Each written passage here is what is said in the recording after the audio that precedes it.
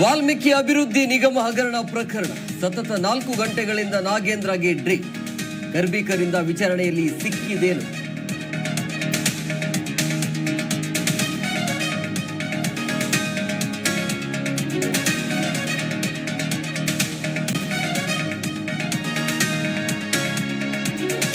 CM ವಿರುದ್ಧ ಮೂಡ ಹಗರಣ.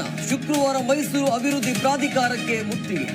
ಮೈಸೂರಿನ ಪೂರ್ವಭಾವಿ ಸಭೆಯಲ್ಲಿ ಬಿಜೆಪಿ ನಿರ್ಧಾರ.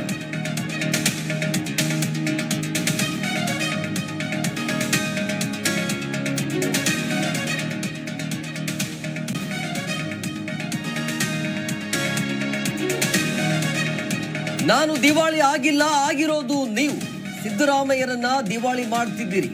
ಕೈ ಶಾಸಕರ ವಿರುದ್ಧ ಎಂಎಲ್ಸಿ ವಿಶ್ವನಾಥ್ ಕಿಡಿ.